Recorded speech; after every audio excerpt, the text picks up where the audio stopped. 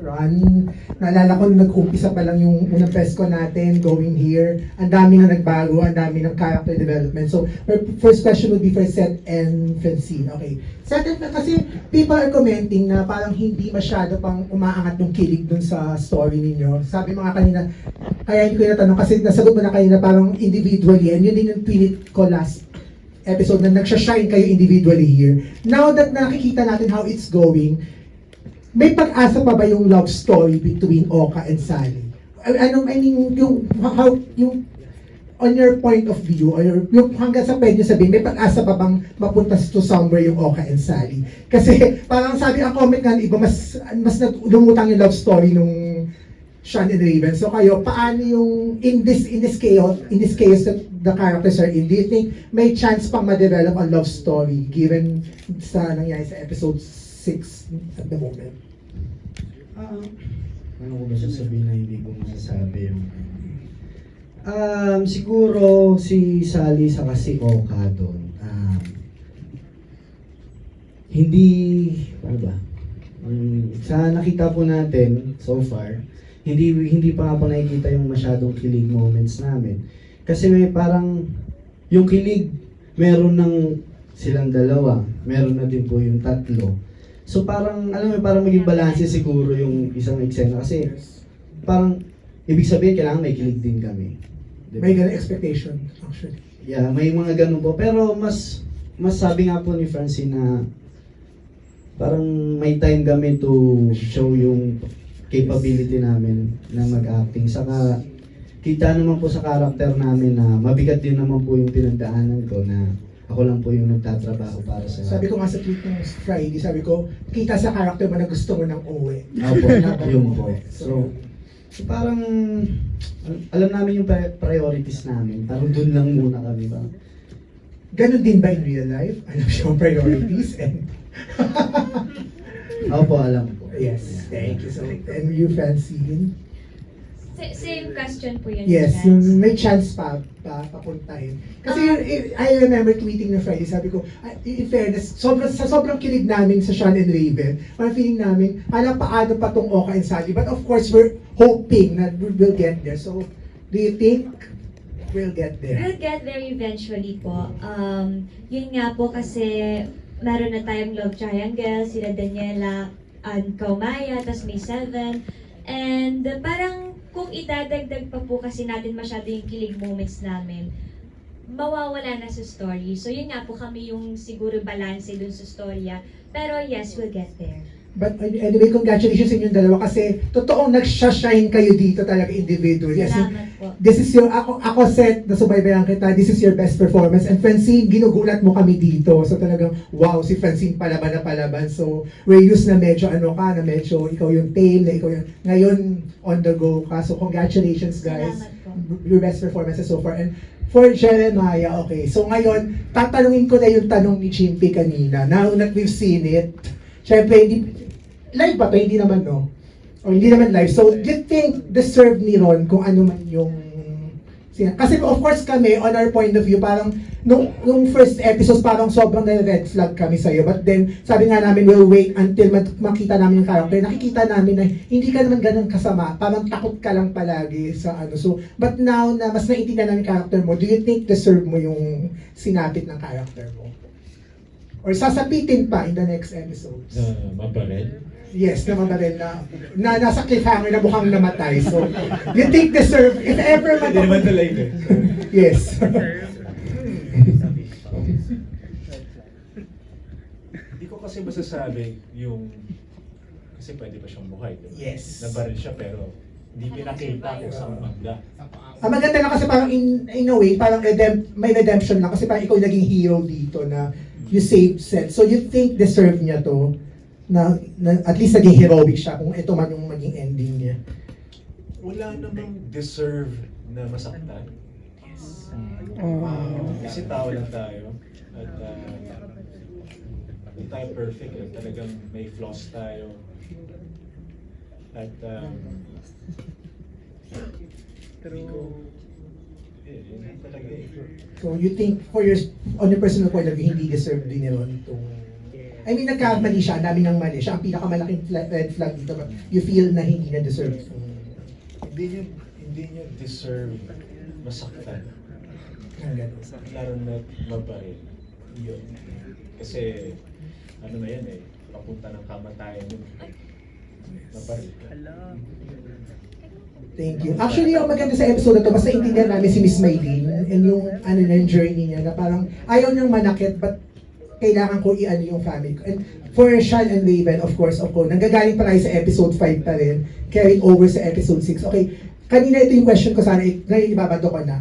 From the kasi technically nasa isla kayo, so talagang hindi talaga imposible magka-inlovean talaga yung mga characters ninyo doon eh, as Doc, Tony, and Jello. Kasi ang sabi ko nga sa isang post ko na parang you answered each and everyone's needs sa story eh. My question is, from the point of view of Raven and Sean, Raven, what do you think na nakaka-inlove kay Jello kung ba't may in-love si Doc Tony sa kanya? And Sean, anong tingin mo meron kay Doc Tony na nakaka-inlove? Ayan ang nakikinig ko mga 7. What is in the character na, from the point of view naman of Raven and Sean, na ba't na-in-love si Doc Tony and Jello sa isa't isa? Grabe kayo. Ako, one of the key factors, kasi Jello is very charming and I think, let's just say na nakahanap si Doc Tony ng comfort kay Jello in the midst of chaos. Kasi, ayun, I mean, nakahanap siya ng comfort kay Jello Sa gitna ng... ng kaguluhan sa island. And, ayun.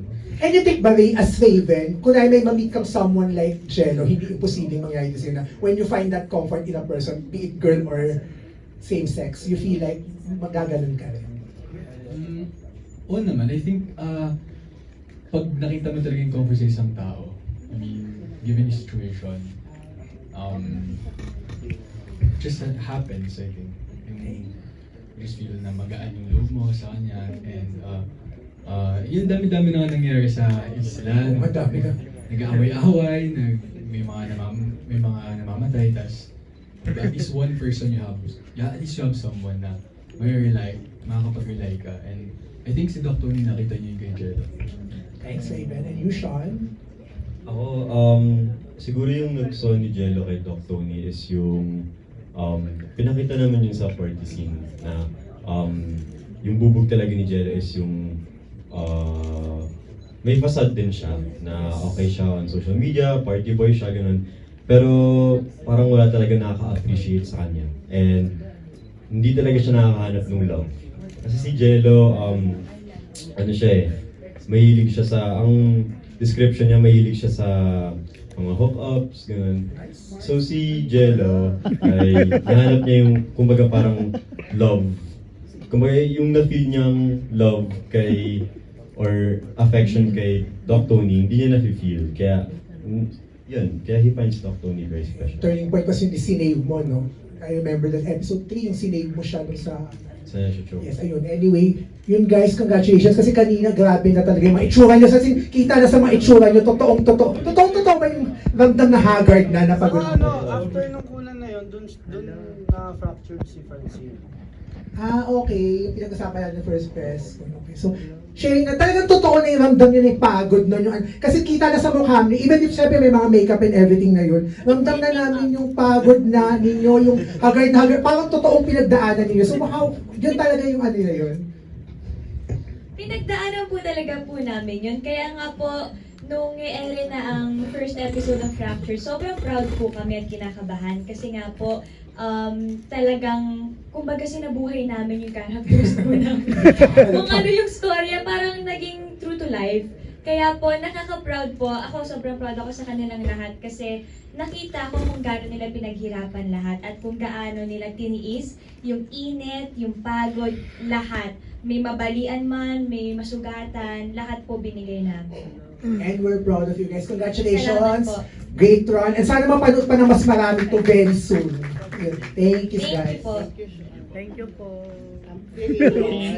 Mentor. Thank you. Salamat. Thank you, friends. Thank you po. And we are down to our last question. Ang killer question na yan. Ito, Okay. Maya, winning tanggapin, no? Willing siyang akuin ang bala. Okay, wala iba kundi si Chad Rosete ng The Manila Feed. Okay, first question. Kay Sean at saka kay Raven. Ayan, hindi ba kayo natakot since sunod-sunod na yung project ninyo na kayo yung together yung magkasama, tapos may mga kissing scenes na baka ma-typecast kayo or yung audience is maniwala na ito yung real ninyo? Uy, hala ka.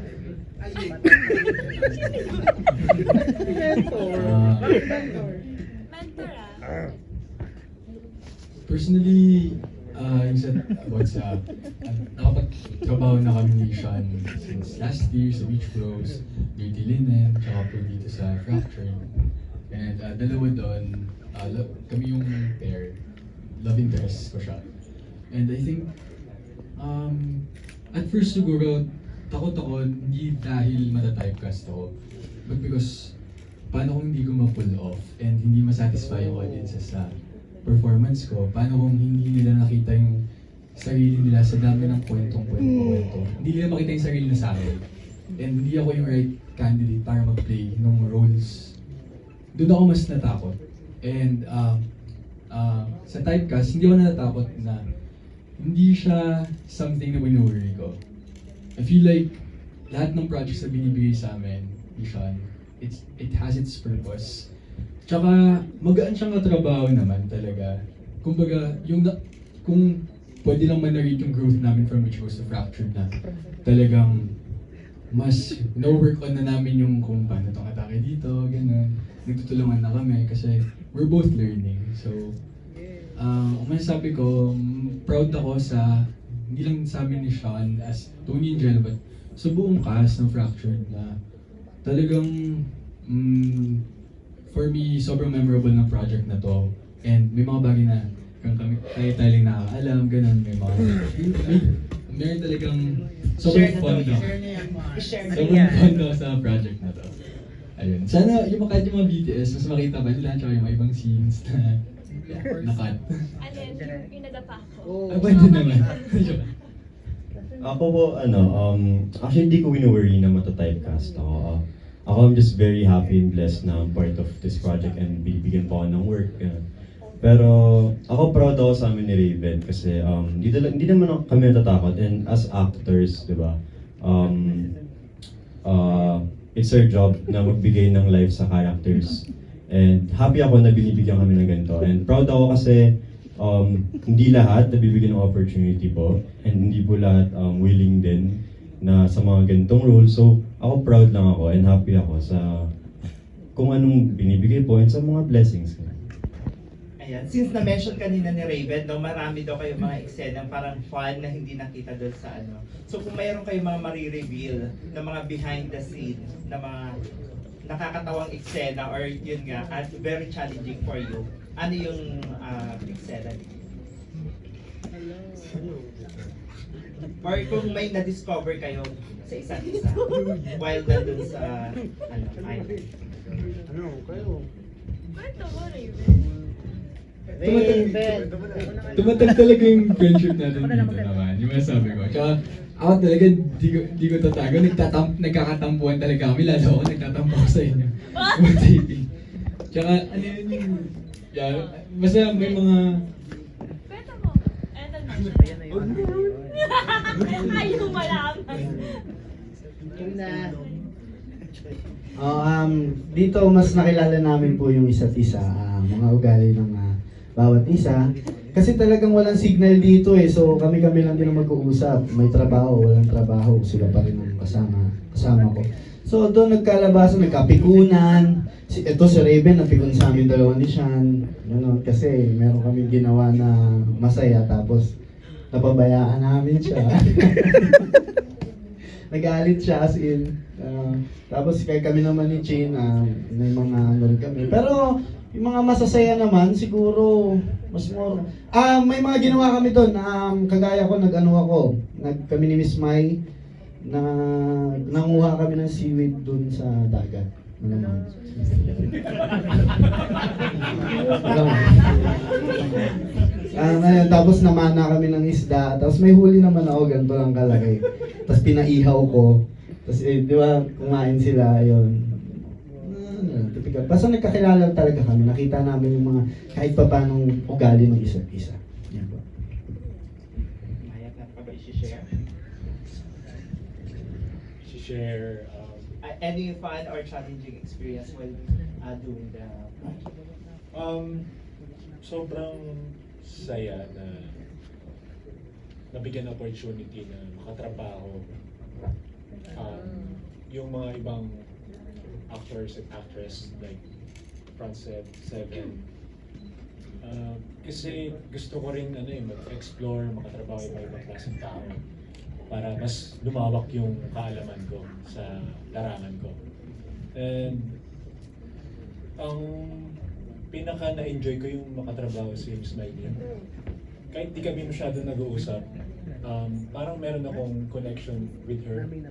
Ewan ko, baka siguro pag tuwing umaga, sabay, may routine kami na parehas kami. Siya nag-yoga siya, ako nagbubuhat ako. Yung sabay kami lalabas na ganun, tinigilan ako parang wala lang, nakakatuwa. At ma-observe ko siya behind the scenes and kung paano niya gawin yung eksena niya bago isala. Ano ba yung aabangan doon sa character mo? Since kanina pinakita na yun nga, parang namatay or ano yung biggest twist? Ayun, abangan nila kung makaka-recover ba siya, abangan nila kung saan ba yung tama, at kung patay pa talaga, or mare-resurrect pa siya. Let's see, though. And for Frances naman. Okay, episode 7. Ano ba yung aabangan doon sa character ninyong dalawa? And saang episode or saan magsisimula yung kilig? I don't wanna say na merong pagmumulan yung kilig po. Kasi yung Fractured, hindi naman po siya love story to begin with. Para sa akin, siguro share ko na lang yung mga funny moments namin or challenging, yung mga unforgettable. Para po sa akin, funny na unforgettable yung eksenang kasunod po nung eksena dito. Yung ending ng episode 6. Kasi pagka, ano nga yun yung nakahiga na si Maya, cut po yun eh. Ay hindi, tumakbo ako. Tama ba? Ay, sorry. And then nag-set up para kunan yung part na tatakbo na ako kasi huhulihin ko nga sana. Parang hahabulin ko pa yung nagbaril. Pero, nadapa na ako. So, kita-kita na dun yung siguro pagkaantok ko. Hindi ko na nakita yung nakaharang sa akin doon. Tapos, ginamot lang ng konti and then resume kami. Yung part na umiiyak kaming lahat kay Maya, kung mapapansin niyo po sa susunod na episode, ika-ika na po ako. Ayun na po yun, pilay na po ako. And para po sa akin, funny po yun kasi smiling through the pain. Ganun po si San. Thank you and congratulations. Balik natin sa Smiling Through the Pain Queen. Bon. Ay, ayun na naman. Wala. Parang payat ka, Mama Bon. Totoo ba? Wala. Gusto nyo malaman kung bakit? Nag-gym siya, guys. Every morning nag-gym siya. Hindi ganito. Paano, sa mga gusto mo malaman kung ba't pa pumapayat? Ano sikreto? Hindi na sabihin pero order kayo sa mama ko. Charot lang. Ayan natin na nga. Tawagin, invite na natin ang ating mga friends dito.